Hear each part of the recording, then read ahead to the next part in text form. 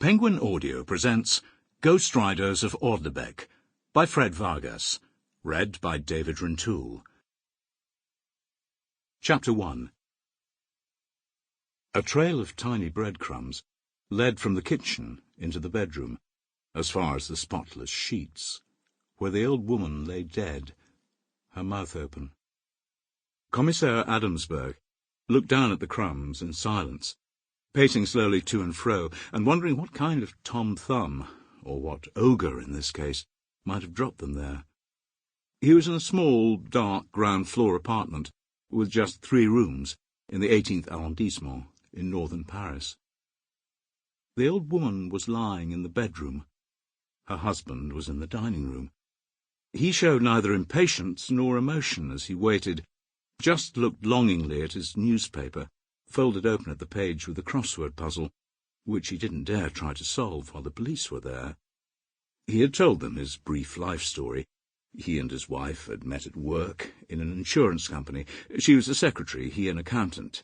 They had married in their careless youth, not knowing it was destined to last 59 years. Then his wife had died in the night.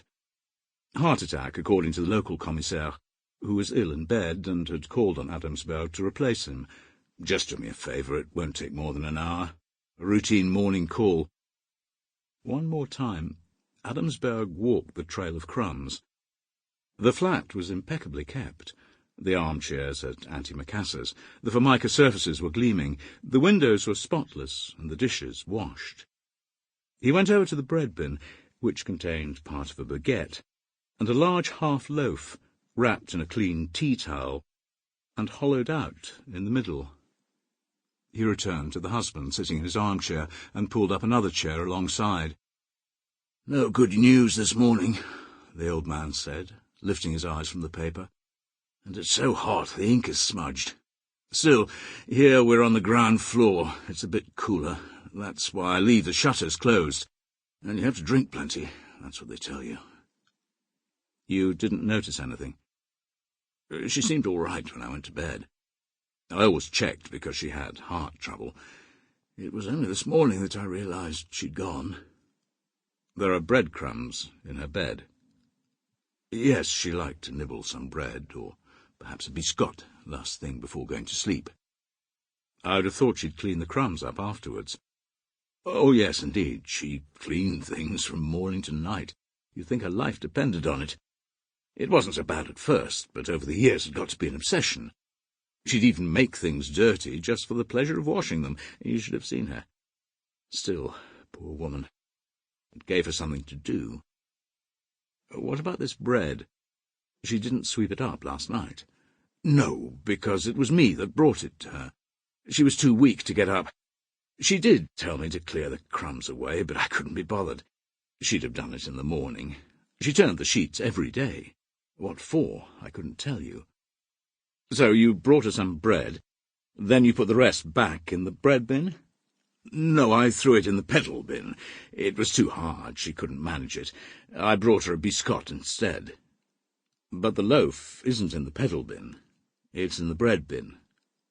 "Yes, I know." "And there's nothing inside the loaf. She ate all the heart of it?" "No, good heavens, Commissaire. Why would she just eat the inside of it, and stale at that? You are a commissaire, aren't you?"